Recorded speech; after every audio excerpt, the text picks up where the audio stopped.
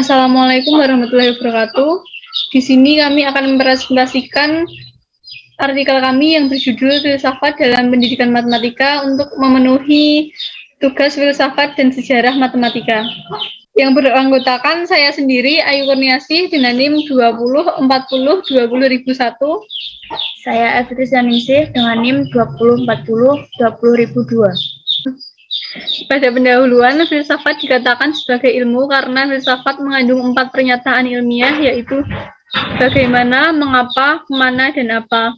Pernyataan tentang bagaimana berisi sifat-sifat yang dapat dilihat atau ditangkap melalui indera dengan jawaban yang diterima bersifat deskriptif. Dalam merekonseptualisasi filsafat matematika, matematikawan meninjau hal-hal yang harus dicakup oleh sebuah filsafat untuk bisa dianggap sebagai filsafat matematika.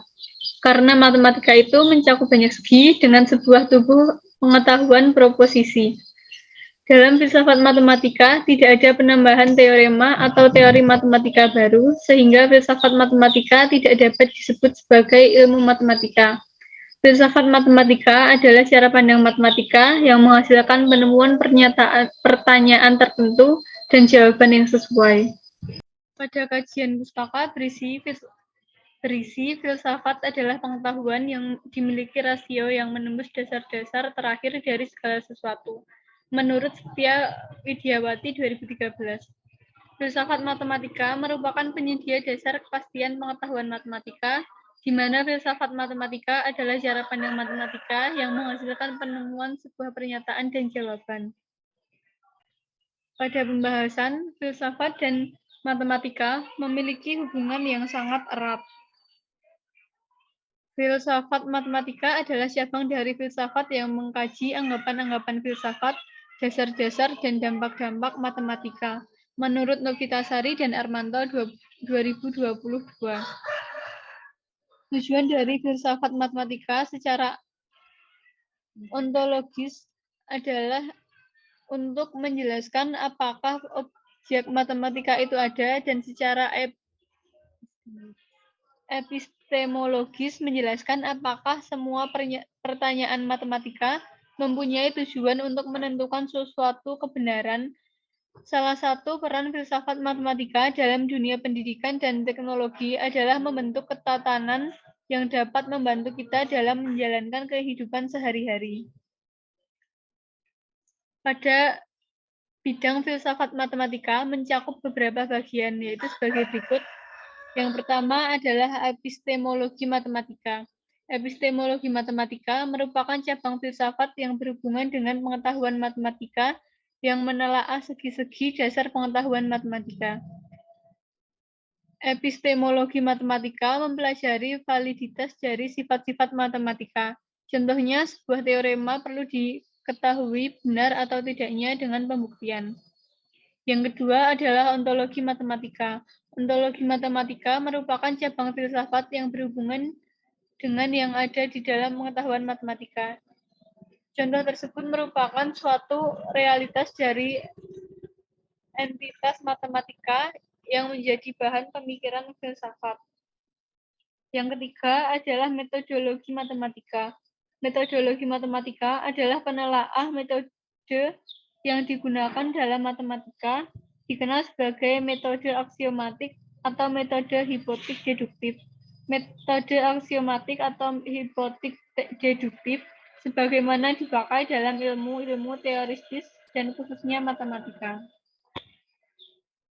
Aliran dalam filsafat. Penyebab munculnya filsafat matematika adanya kontradiksi, paradoks, dan terjadinya krisis dalam matematika.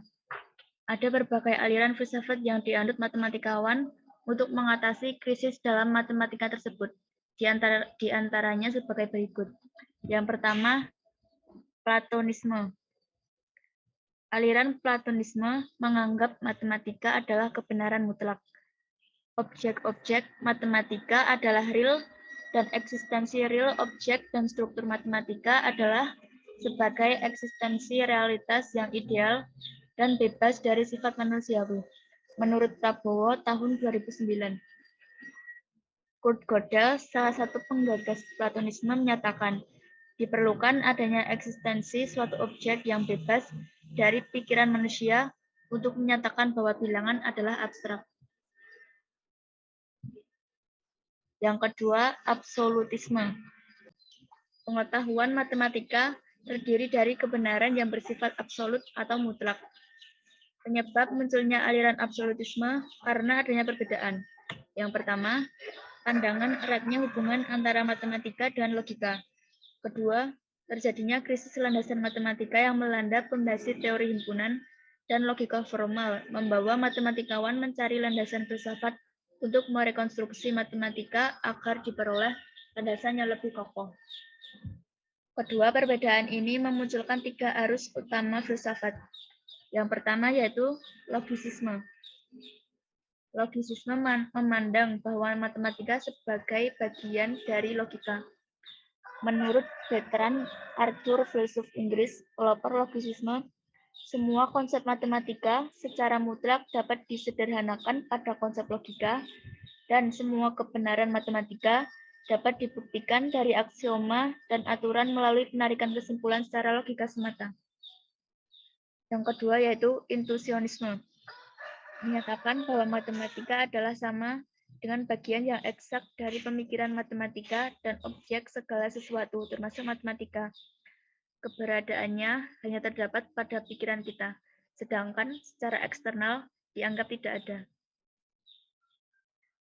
Selanjutnya, formalisme. Aliran formalisme berpendapat bahwa matematika adalah tidak lebih atau tidak kurang sebagai bahasa matematika.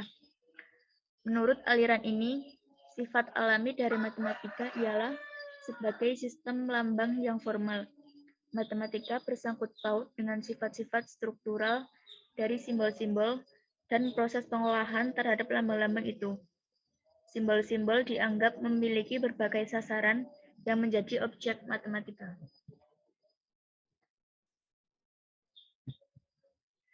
Aliran yang selanjutnya yaitu valibilisme.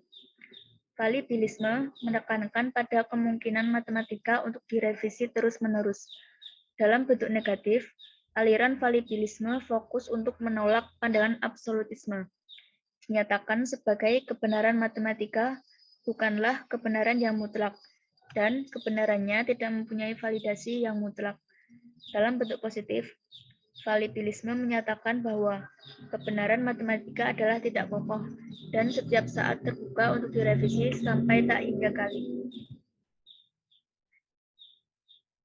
Dalam matematika sendiri, terdapat 6 karakteristik matematika yaitu objek kajiannya bersifat abstrak, memiliki simbol yang kosong dari arti, konsisten dalam sistemnya, dibatasi oleh semesta pembicaraan, berpola pikir deduktif, dan bertumpu pada kesepakatan. Matematika juga memiliki karakteristik kultural dan karakteristik filosofis. Karakteristik kultural matematika dapat dilihat dari program etnomatematika yang digagas oleh Ubiratan de Ambrosio. Etnomatematika telah menggugurkan asumsi bahwa matematika tidak terkait dengan budaya. Karakteristik filosofi matematika bergantung pada sudut pandang aliran-aliran filsafat tertentu terhadap matematika.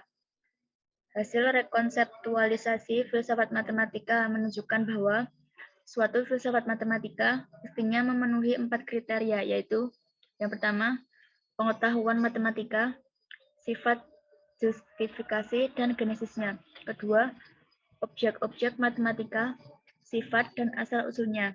Ketiga, aplikasi matematika, keefektifannya dalam sains, teknologi, dan bidang-bidang lainnya. Dan yang keempat, praktik matematika, berbagai aktivitas para matematikawan, baik di masa sekarang maupun di masa lampau. Menurut Kadri dan yang lainnya tahun 2021.